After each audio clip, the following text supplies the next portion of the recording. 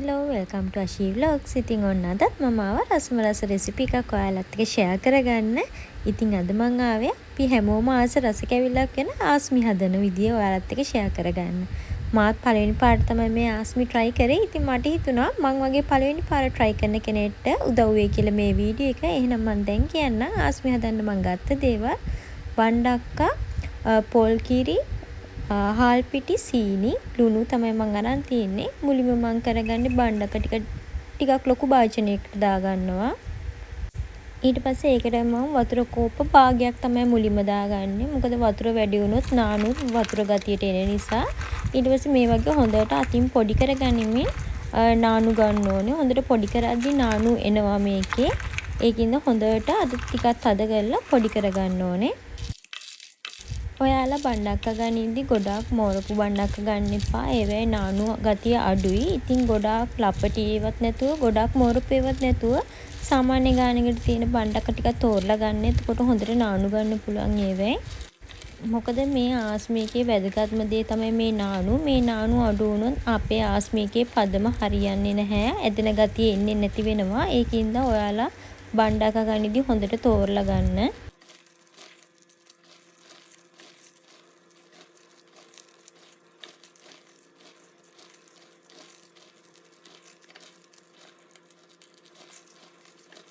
මේ විදිහට හොඳට බණ්ඩක්ක ටික පොඩි කරගත්තට පස්සේ මම ඒ ටික දැන් පෙරා ගන්න තමයි හදන්නේ. මම මේ වගේ රෙදි කෑල්ලක් අරන් ඒකට දාලා තමයි බණ්ඩක්ක එකේ නානු ටික පෙරා ගන්නෙ. ඉතින් මේක ටිකක් අමාරුයි. ඒ වුණාට ඉතින් පොඩ්ඩක් අත තද කරලා මිරික ගත්තම අපිට හොඳට නානු වෙනවා. මේ ඔයාලට පේනවා නේද නානු එන විදිහ. ඉතින් මේ වගේ ටිකක් උකුවට නානු හදා ගන්න. නැත්නම් අපේ පදම වැරදෙන්න පුළුවන්. ඉතින් මම මෙන්න මේ විදිහට නානු ගත්තා. දැන් මම හදාගන්න යන්නේ බැටර් එක. ඒකට මම මෙතනදී අරන් තියෙනවා හාල් පිටි ග්‍රෑම් 225ක්. ඒකට ලුණු තේ හැඳි කාලකුත් එකතු කරලා ටිකක් කලවම් කරගෙන ඒකට මම එකතු කරගන්නවා පොල් කිරි. පොල් කිරි එකතු කරගෙන ටිකක් තදත් නැති දියාරුත් නැති ඩෝ එකක් තමයි හදාගන්නේ. හරියට ඉන්දියාප්ප හදද්දී අපි හදාගන්නේ ඩෝ එක වගේ ඩෝ එකක් තමයි මම හදාගන්නේ. ඊටත් වඩා චුට්ටක් මෙලෙක් ඩෝ එකක් තමයි මෙතනදී හැදෙන්නේ. ඉතින් මේ වෙලාවේදී ඔයගොල්ලෝ කිරි එක පාර දාගන්න එපා. ටික ටික දාලා පදම හදාගන්න. මොකද කිරි කොච්චරක් යනවද කියලා හරියටම කියන්න බැරි නිසා.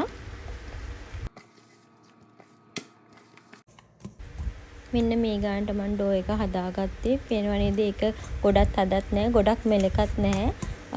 සාමාන්‍ය ගානේ තියෙනවා. ඉතින් දැන් මේ වෙලාවේදී මම මේකට එකතු කරගන්න අපි පෙරාගත්ත නානු ටික.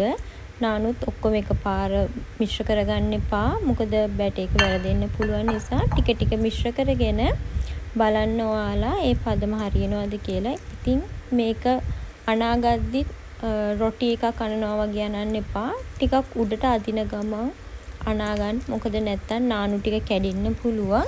ඒක නිසා මේ වගේ උඩට අදින ගමන් පිටි ටිකයි නානු ටිකයි හොඳට කලවම් කරගන්න.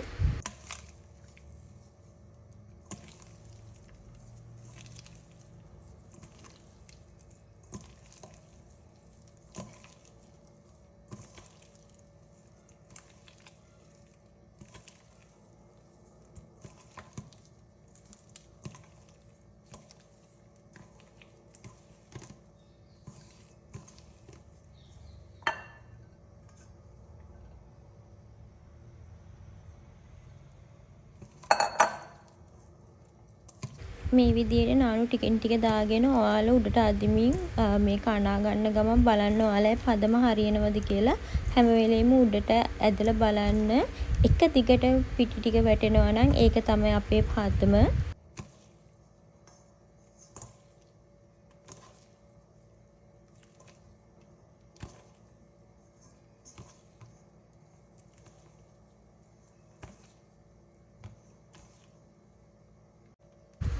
ඉතින් මෙන්න මේ වගේ උඩට උස්සලා බලන්න. මේ වගේ එක දිගට වැටෙනවා නම් අපේ පදම හරි.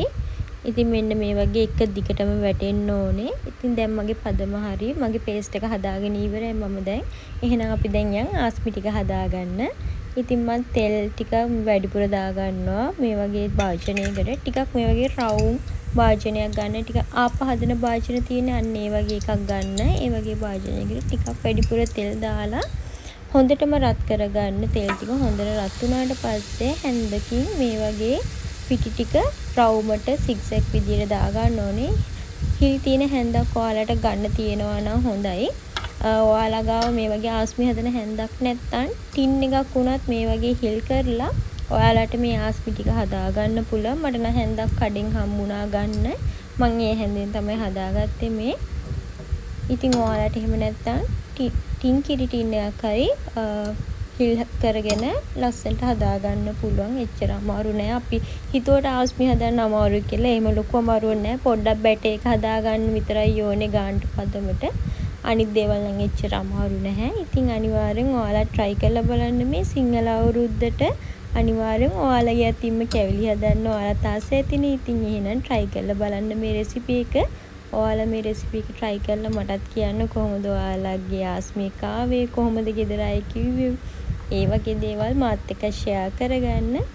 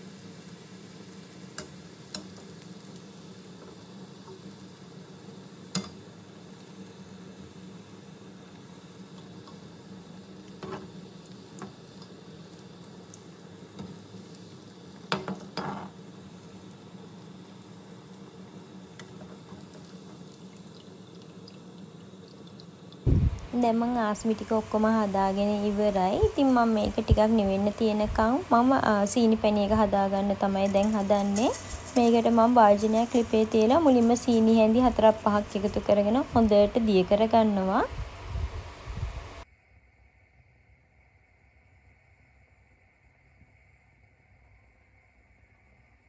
සීනි ටික ඔක්කොම දිය වුණාට පස්සේ මම ඒකට වතුර තේ හැඳි 4ක් විතර එකතු කරගෙන හොඳට කලවම් කරගන්නවා.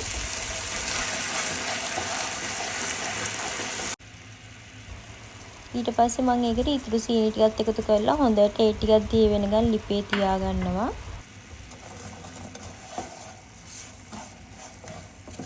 ඒ සීනි ටිකත් හොඳට දිය වුණාට පස්සේ මම මේකට කලරින් ටිකක් එකතු කරගන්නවා. ඉතින් ඔයාලා කැමති නම් කලරින් එකතු කරගන්න. නැත්නම් සීනි පැණි පාටම වුණත් ප්‍රශ්නයක් නැහැ.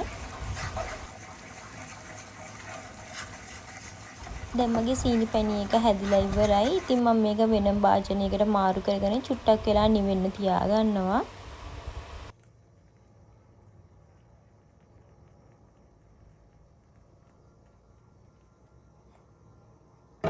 නිවුණට පස්සේ මම මේ වගේ ආස්මියක් අරගෙන ඒකට උඩින් දාගන්න අපේ සීනි පැණි එකකින්. ඉතින් ඔයාලා කැමති ආස විදියකට මේක දාගන්න පුළුවන්.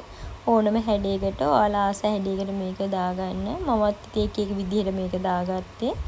ඔයාලත් ආස විදියට දාගෙන ඉතින් රස බලන්නයි තියෙන්නේ. ඉතින් මේ අලුත් අවුරුද්දේ ඔයාලගේ අතින්ම කැවිලි හදන්න අනිවාර්යයෙන්ම මේ වීඩියෝ එක සේව් කරලා තියාගන්න. ඒ වගේම යාළුවොත් එක්ක ෂෙයා කරන්න අමතක කරන්න එපා. මගේ වීඩියෝ එක හොඳයි නම් ලයික් එකකුත් දාන්න. ඒ වගේම මගේ channel එක subscribe කරන්න අමතක කරන්නත් එපා. මගේ වීඩියෝ දාපු ගමන් බලා ගන්න පුළුවන්. bell icon එක click කරලා තියාගන්න. එහෙනම් තවත් වීඩියෝ එකකින් හම්බ වෙනකන් ගිහිල්ලා එන්නම්. Thank you for watching.